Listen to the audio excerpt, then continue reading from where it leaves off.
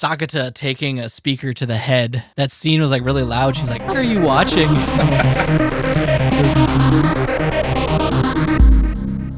Hello, my name is Steve. And I'm David. You were listening to Anime Plus. This week, we are talking about episode 13 of Rascal Does Not Dream of Santa Claus, the final episode for the series.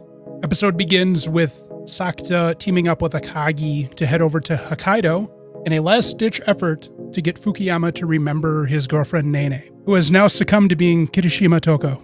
They end up in Hokkaido in the dead of night, and Fukuyama does meet them at the airport, and it works. Sakata presents him with the trophy that Nene had won the previous year in the beauty contest at their college. And that does the trick, snapping Fukuyama out of his adolescent syndrome-created daze, and he remembers Nene. The three of them head back to Yokohama in the morning, with the second leg of the adventure set to snap Nene out of the daze as well.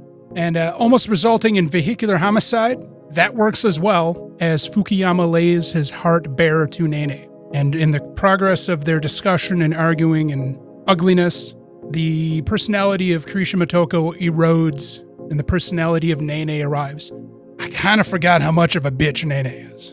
Yep. She does not like Sakata. Pretty sure Sakata's like, doesn't matter to me. Yeah, he's like, I don't give a fuck. I don't need you to like me to enjoy my life. I'm just trying to prevent you from hurting my girlfriend. Speaking of, clock's ticking. Everybody rushes off to the plaza where the event is being held, where Maya is being made police chief of the day. And Sakata and Akagi notice something strange. There is an inordinate amount of the crowd that's dressed as Santa. What's even stranger is that the non-Santa members of the crowd cannot perceive the Santas. This causes a problem as everybody starts to angrily bustle around because there's room up front where the beloved Maya is. Crowd gets out of hand, starts shoving and causing a ruckus, at which point Sakata rushes in, predicting what's going to happen, knowing also the history that Koga had told him about how Mai gets injured. And at the last moment, he pushes Mai out of the way before a monitor speaker comes and hits her. Hits him in the head instead. Turns around, blood streaming down his face. Tells all the Santas, don't worry, everything's going to be okay, before passing out, being caught, cradling his head in her lap by Mai, preventing even greater brain damage. He comes to in the ambulance with the strange combination of Akagi and Futaba. And who happens to be driving it? Kunimi. Sakata gets to the hospital. Pretty much everybody who cares about him or interacts with him arrives at the hospital as well. He's given a relative clean bill of health and is sent on his way with Kaide. We cut to a scene of he and Mai kind of taking a stroll at night in their neighborhood together. They pretty much are telling each other that they will do whatever it takes to protect the other one, more deeply enshrining their love for each other. And then they held hands. The next time we see Sakata, he is presumably heading on his way to school, and he runs into Mito. And they have a little bit of quick conversation, and then something catches Sakata's attention. It is a flittering image of the younger backpack-wearing Mai. And then we cut to black. And that's the end of the series so far. We did get a announcement of something that we pretty much knew was going to happen, where next year we will be getting the conclusion of the story with a movie titled after the final volume of the light novel series, Rascal Does Not Dream of a Dear Friend, or His Dear Friend. So the thing we still have, we have two things. Rascal doesn't dream of his dear friend Nokotan. So the main thing that we have to resolve. You made that cliffhanger sound like it was going to be a lot worse. I was okay. I got to look back into the light novel. I think it ends a little bit later.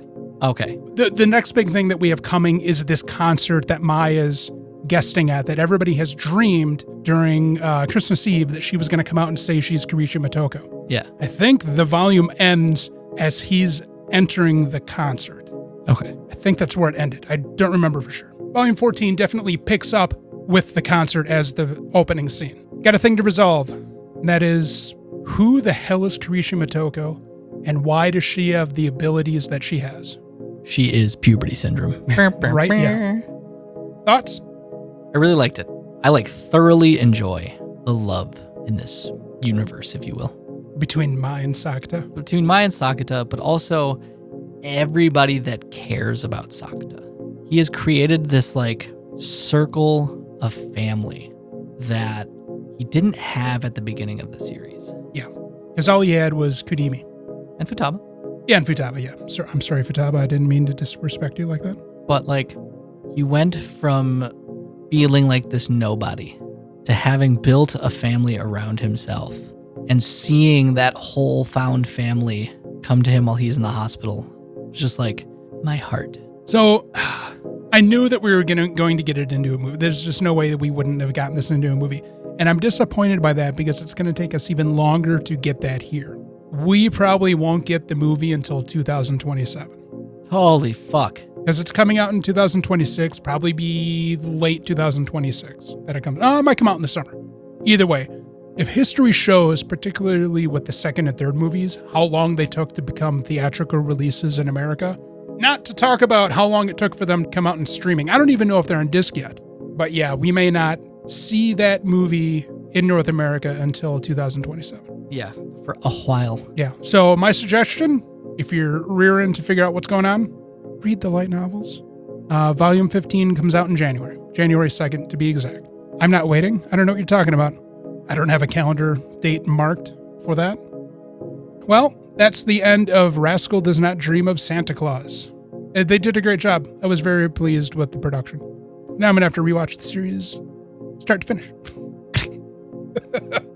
Next week, we are switching up what we're doing for Anime Plus. We are going to be doing 2 episodes a week for Mobile Suit Gundam Unicorn. So it was David's suggestion, as next season's a bit weird for us. So that's what we're going to go for. We're both getting into a Gundam kick. Yeah. I blame the card game. I blame GQX. So then Friday will be the final episode of this season of the regular podcast, where we are wrapping up the summer Hikaru died and City the Animation.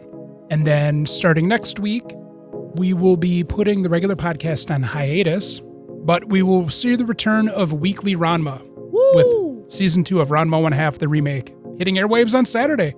Ranma 1/2, the remake, the sequel. Much excited. Don't forget to like and subscribe, hit that bell so you get notified when we have off-schedule episodes. As in this Saturday, we have a special episode of the podcast coming out that you probably aren't going to want to miss. We've got something in the works for an Iron-Blooded Orphan episode. We also have an episode of K-pop Demon Hunters that we're still working on editing. So pay attention to what's going on. And we also maybe have a pipeline for an interesting side quest episode. The returning guest voice. Yes, very much so. Thanks for listening, and we'll check you guys next time.